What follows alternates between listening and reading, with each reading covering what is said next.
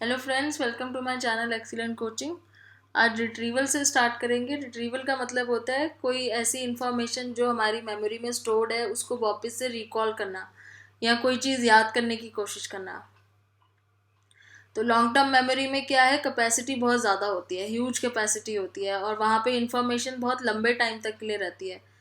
मतलब कोई लिमिट नहीं है उसकी कि अभी तक हमें जो पता चली हो कि इस टाइम के बाद कोई चीज़ है वो हमें भूल जाएगी। कभी कभी आपको पता है कुछ चीज़ें आपको लाइफ टाइम याद रहती हैं। तो लिमिट का कोई टाइम का कोई लिमिट नहीं है, कैपेसिटी की कोई लिमिट नहीं है। और फिर भी क्या होता है कि हम कोई कुछ कुछ इन्फॉर्मेशन बिल्कुल याद नहीं कर पाते जब हमें किसी चीज़ की ज़रूरत होती है। जैसे सपोज आपको नाम नहीं याद आता कभी कभार किसी का, आप बहुत याद करने की कोशिश करते हो लेकिन आपकी मेमोरी में वो है, स्टोर्ड है, आपको नाम पता है उसका, लेकिन फिर भी आप याद नहीं कर पा रहे जिस टाइम पे ज़रूरत है, और थोड़ी देर आप उसको छोड़ देते हो तो आपको एक दो दिन बाद याद आता है। तो रिट्रीवल में क्या होता है, are ability to locate information previously stored in memory. तो जो इन्फॉर्मेशन प्रीवियसली हमारी मेमोरी में स्टोर्ड है उसको हम रिट्रीव करने की कोशिश कर रहे हैं। और इसमें कि बहुत बड़ा इंपॉर्टेंट रोल होता है ऑर्गेनाइजेशन का। ऑर्गेनाइजेशन मतलब किस तरीके से इंफॉर्मेशन ऑर्गेनाइज्ड तरीके से स्टोर करी हुई है।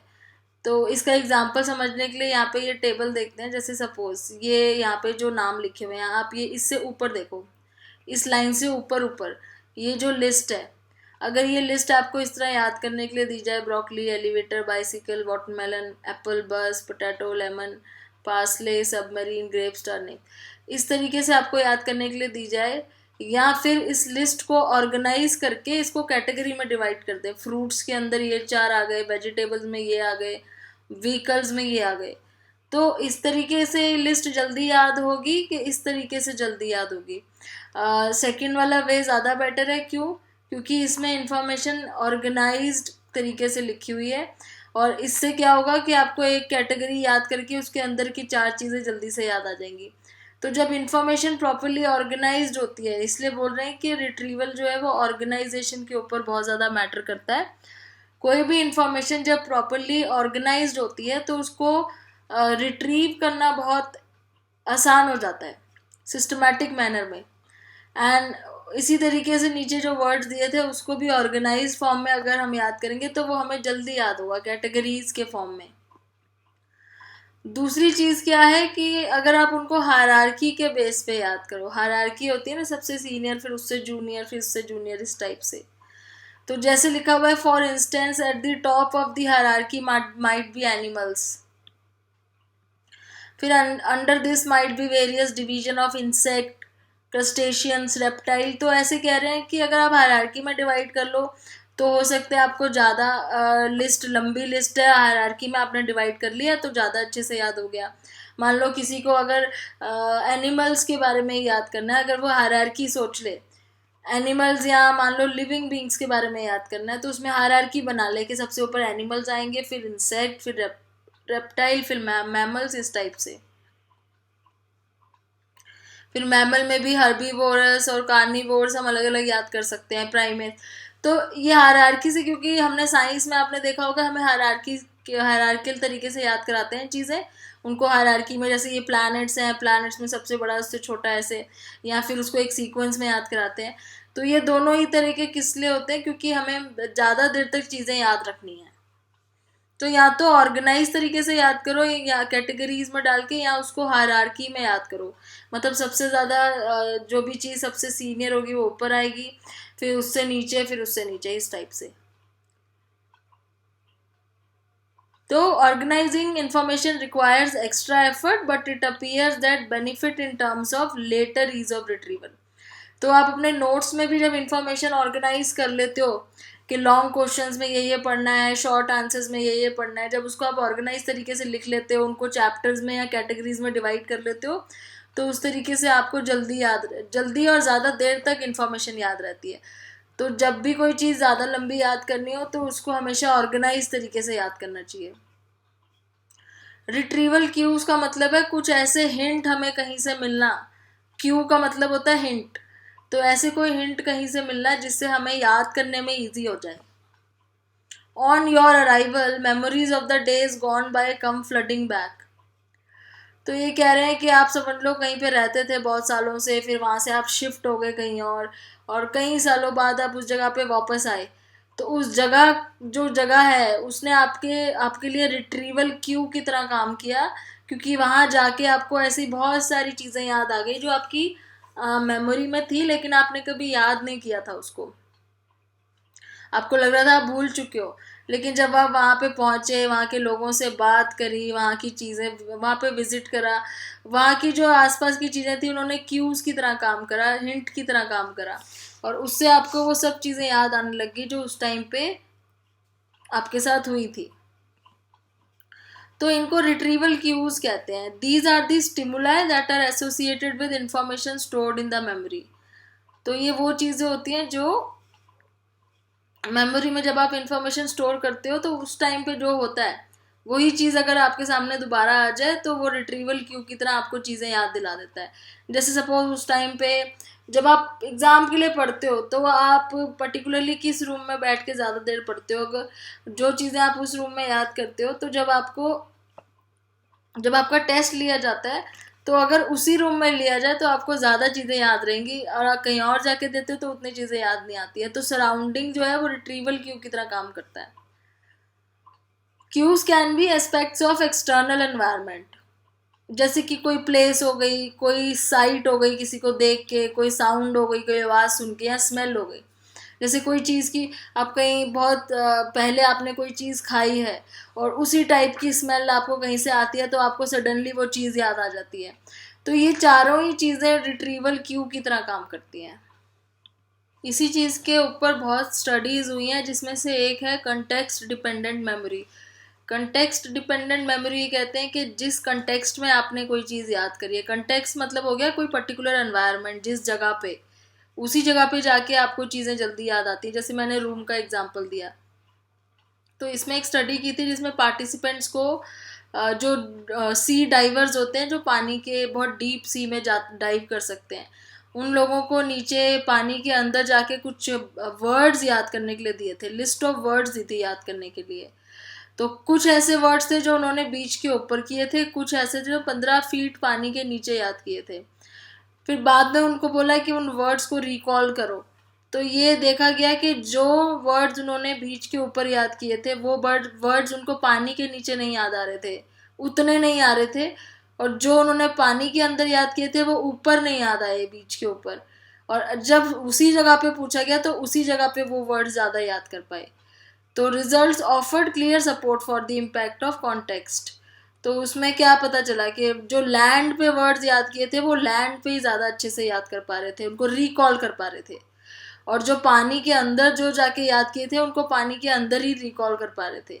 और अगर जगह बदल दी, लोकेशन बदल दी, तो इन्फॉर्मेशन इतनी ज़्यादा रिकॉल नहीं कर पाए जितना ओरिजिनल जगह पे कर पाए।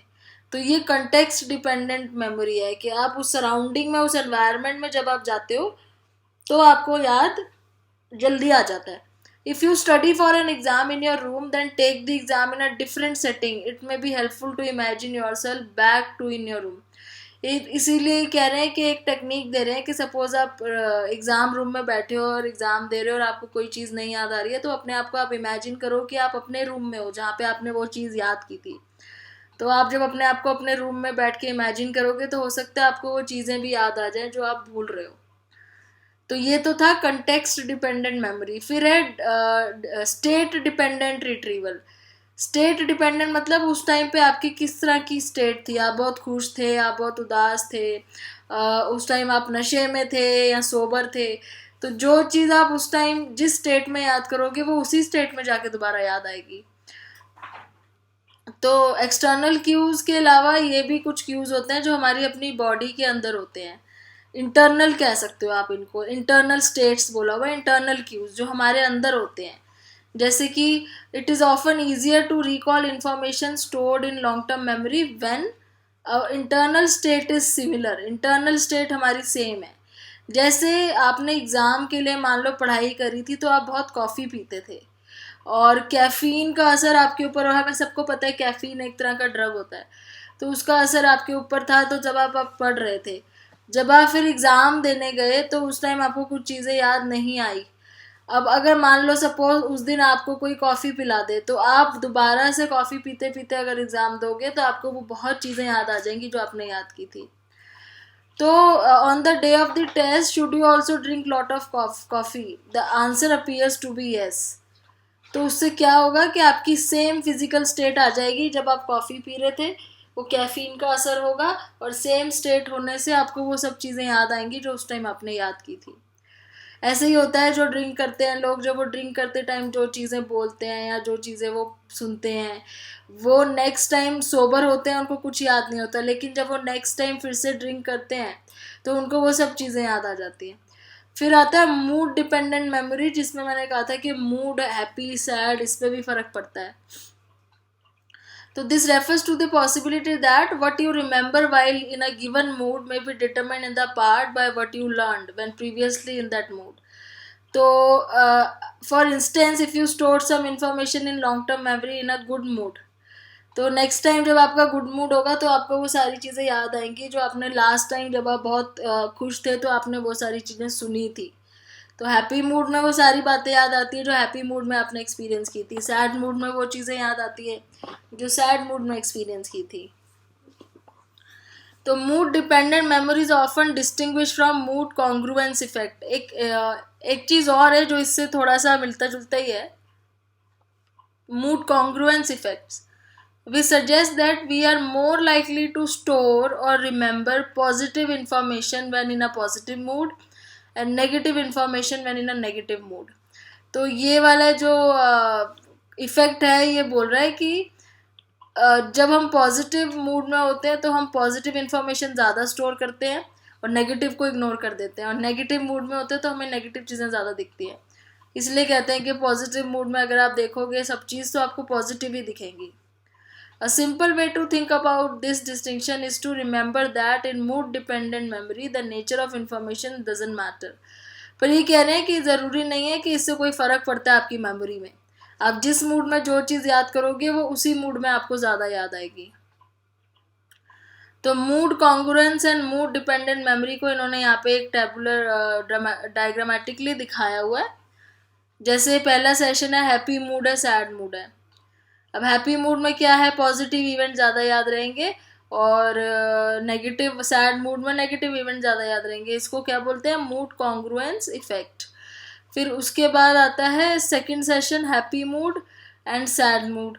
Both groups remember more event described in the first session if mood now and mood in the same. मतलब उनको पहले सेशन में जो चीज़ याद करवाई थी जब वो हैप्पी मूड था, तो उनको दूसरे सेशन में वो चीज़ें मोस्टली याद आ गई जब उनका दोबारा हैप्पी मूड करा, और जो सैड मूड में याद कराई थी तो वो सैड में याद आई। तो ये दोनों थ्योरीज को इन्होंने यहाँ दिखाया हुआ है डायग्रामेटिकली कि कैसे दोनों थ्योरीज काम करती हैं। कि हैप्पी मूड में जो भी चीज़ें आपने याद कराई इन्होंने ज़्यादातर हैप्पी चीज़ें याद करी, नेगेटिव मूड में सैड मूड में नेगेटिव चीज़ें याद करी। और ये चीज़ कैसे चेक करी मूड डिपेंडेंट मेमोरी के, जब उनका नेक्स्ट टाइम हैप्पी मूड था तो उनको वो चीज़ें ज़्यादा याद आई जो हैप्पी में करी थी, और जब उनका सैड मूड था तो वो चीज़ें ज़्यादा याद आई जो सैड में करी थी। तो ये दोनों चीज़ें इस तरीके से इन्होंने रिप्रेजेंट करी हुई है। Recent findings confirm the existence of mood dependent memory. However, it seems to occur only under specific condition. जैसे कह रहे हैं कि कुछ कंडीशन में ज़्यादा होती है ये, जैसे for instance mood dependent memory effects are more likely to occur when moods we experience while entering information into long term memory are strong ones, and when we generate the items stored in memory rather than merely have them presented to us. तो ये कह रहे हैं कि जब जैसा हमारा mood होता है, जब हम कोई इन्फॉर्मेशन सुन रहे होते हैं, देख रहे होते हैं, मतलब जब वो इन्फॉर्मेशन हमारी मेमोरी में जा रही होती है, तो उस टाइम मूड हमारा बहुत स्ट्रांगली हैप्पी या स्ट्रांगली सैड है, हल्का फुल्का नहीं कि थोड़ा, मतलब नॉर्मल नहीं होना चाहिए कि नॉर्मली आप खुश भी हो, ऐसे नॉर्मल बैठे हुए हो आप, ना सैड ना हैप्पी, स्ट्रांगली हैप्पी या स्ट्रांगली सैड होना चाहिए।